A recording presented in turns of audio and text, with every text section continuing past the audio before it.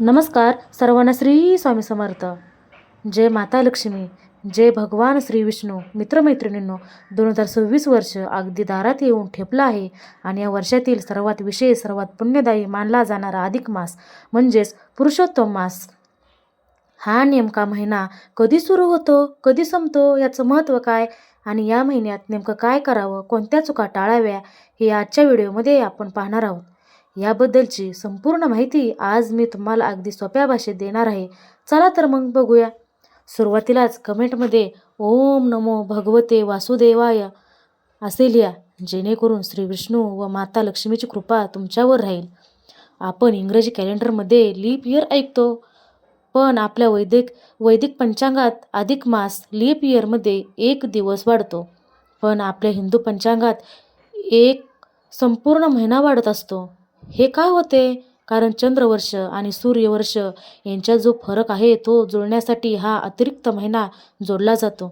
चंद्र 12 राशींची प्रदक्षिणा साधारण 28-29 दिवसात पूर्ण करतो, तर सूर्य एका राशीत जवळजवळ 30 ते 31 दिवस थांबतो. यामुळे चंद्रवर्ष साधारण 354 दिवसाचे आणि सूर्यवर्ष 365 दिवसाचे असा फरक पडतो. हा 10 ते 12 दिवसांचा फरक जसाच्या तसा राहिला तर ऋतूंची मांडणी बिघडते. म्हणून दर 32 महिने 14 ते 15 दिवसांनी अधिक मास येतो. शास्त्रामध्ये या महिन्याला विशेष असे महत्त्व आहे, कारण स्वयं भगवान श्री विष्णूंनी या महिन्याला माझं नाव द्या असं सांगितलं आहे. या महिन्यात श्रीकृष्ण, श्रीराम आणि भगवान विष्णू यांच्या उपासनेला अनन्यसाधारण महत्त्व असतं. लोक अधिक मासाला धोंड्याचा महिना असे देखील म्हणतात. या महिन्यात केलेले जप, तप, दान, धर्म, पूजा, स्तोत्र पठण याचं फळ अनेक पटीनं मिळतं असं शास्त्रात नमूद आहे. या महिन्यात कोणत्या गोष्टी कराव्यात? तर ताईंनो आणि दादांनो, या महिन्यामध्ये तुम्ही श्रीमद भगवद्गीतेचं मनापासून वाचन करू शकता. विष्णू सहस्त्रनाम तसेच पुरुषोत्तम मासाची कथा ही देखील तुम्ही श्रवण करू शकता किंवा वाचू शकता. रामचरित मानसातील काही गोष्टी, विशेष प्रकरणं हे सुद्धा तुम्ही वाचू शकता.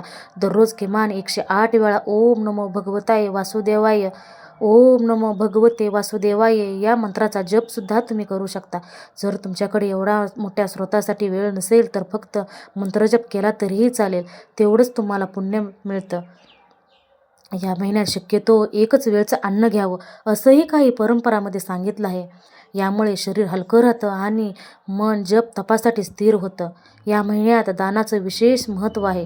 गहू, तांदूळ, मूग, दही, तूप, आवळा, तांदळाच्या पिठाचे पदार्थ, जिरे, साखर, खजूर अशा सात्विक वस्तूचं दान केल्याने ग्रहदोषही शांत होतात. याचबरोबर अधिक मासात दीपदान अत्यंत शुभ मानलं जातं. आता मुख्य मुद्दा 2026 मध्ये अधिक मास कधी आहे? 2026 अधिक मास मे महिन्यात येत आहे. आता मुख्य मुद्दा म्हणजे 2026 अधिक मास कधी आहे? 2026 अधिक मास मे महिन्यात येत आहे. 16 मे 2026 रोजी शनी अमावस्या या दिवशी वैशाख महिना समाप्त होतो आणि 17 मे 2026 अधिक ज्येष्ठ महिन्याची सुरुवात या दिवशीच होते. चंद्रदर्शन आणि गंगा दशहराची सुरुवात यापासून पुढे संपूर्ण एक महिना हा अत्यंत पुण्यदायी पुरुषोत्तम मास असा राहणार आहे. याला मलमास देखील असे म्हणतात.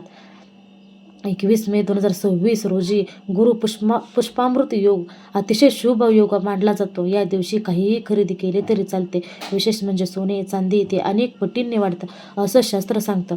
धोंड्याच्या महिन्यात लोक अगदी पायातील जोडवीसुद्धा खरेदी करतात. चांदी लक्ष्मीप्रिय असल्याने या दिवशी चांदीच्या वस्तूसुद्धा घ्यायला खूपच चांगलं असतं. तर धोंड्याच्या महिन्यामध्ये संकष्ट चतुर्थी ही 11 जूनला आलेली आहे. कमल का एकादशी याच दिवशी पंचकी सुरू होतं. अमावस्या 15 जून रोजी अमावस्या आहे. याच दिवशी अधिक मासाची समाप्ती होते. ही सोमवती अमावस्या दिवसाचं महत्त्व ही खूप पटीनं वाढलेलं आहे. 2026 या वर्षात अंगारकी संकष्ट चतुर्थी 3दा येणार आहे. हे अत्यंत शुभ योग मानला जातो. अंगारकीच्या काळात उपवासाचं फळ म्हणजे शास्त्रात लिहिलेल्या सर्व संकष्ट चतुर्थीचं एकत्र पुण्य. धोंड्याच्या महिन्यात जावई मुलीला चांदीचे वाण देण्याची परंपरा अजूनही अनेक घरात चालते. चांदी हा सात्विक, शुभ आणि मन धन वाढवणारा धातू मानला जातो. तर मित्रमैत्रिणींनो 2026 येणारा अधिक मास हा अत्यंत पवित्र असा वर्षातील सर्वात शुभ कालखंड मानला जातो. या महिन्याला पुरुषोत्तम मास मलमास असेही म्हणतात. या महिन्यात केलेली पूजा, जप, दान, पाठ, सेवा याचे फळ 100 पटीने जास्त लाभते. पण या महिन्यात काही चुका केल्या तर त्याचा परिणाम संपूर्ण वर्षभर जाणवू शकतो. म्हणूनच आज आपण जाणून घेणार आहोत अधिक मासात कोणत्या चुका अजिबात करू नयेत, कोणत्या गोष्टी केल्याने पुण्य कमी होते आणि कोणत्या वागणुकीमुळे घरातील सुख कमी होते. अधिक मासात कोणती कामे करू नयेत तर मैत्रिणींनो, अधिक मासामध्ये लग्न, साखरपुडा, गृहप्रवेश, नामकरण, मोठी मंगलकार्य, कुटुंबातील आनंदासाठी, ग्रहशांतीसाठी ही कामं या काळात टाळली जातात. तसेच या महिन्यात मांसाहार, मद्यपान, कांदा, लसूण आणि तिखट उडदाचे पदार्थही खाऊ नयेत. कोणत्याही नवीन कामाची सुरुवात अधिक मासात करू नये. साधारण नवीन घरे, नवीन ची सुरुवात, नामकरण, गृहप्रवेश, लग्न, मुंज, वास्तुशांती अशी मोठी शुभकार्ये टाळली जातात. कारण हा महिना उपासना आणि आत्मशुद्धीचा आहे. घरात भांडण, राग, तापटपणा अजिबात नाही. हा महिना शांततेचा, जपाचा आहे. भांडण केल्यास पुण्य नष्ट होते असे म्हणतात. दररोज सूर्योदयापूर्वी उठणे टाळू नये. अधिक मासामध्ये ब्रह्ममुहूर्तात उठणे हे अनिवार्य मानले जाते. वडीलधाऱ्यांचा अपमान अजिबात करू नका. वृद्धांचा अपमान हा सर्वात मोठा दोष आहे. त्यामुळे या अधिक मासामध्ये वडीलधाऱ्या माणसांचा अपमान अजिबात करू नका. महत्त्वाची देवाची सेवा थांबवू नका. अधिक मासात हे जरूर करा. अधिक मासात हे अवश्य करा. श्री विष्णू सहस्त्रनाम करा, श्री भगवद्गीतेचं पठण करा, श्री स्वामी समर्थांचे जप करा, दत्तगुरूचे जप करा, श्रीराम श्रीराम श्रीराम जय जय श्रीराम असे जप करा. उपवास, दान, पारायण, गरिबांना अन्नदान.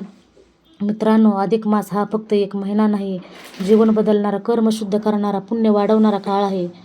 या छोट्या चुका टाळल्या तर घरात सुख येईल, अडथळे दूर होतील, मानसिक शांती मिळेल, धन समृद्धी वाढेल आणि सर्वात महत्त्वाचं, सणांपेक्षा या महिन्यात पुण्य हे अधिक पटीने जास्त मिळतं. याच्या महिन्याचा कालावधी हा 17 मे ते 15 जून इथपर्यंत आहे.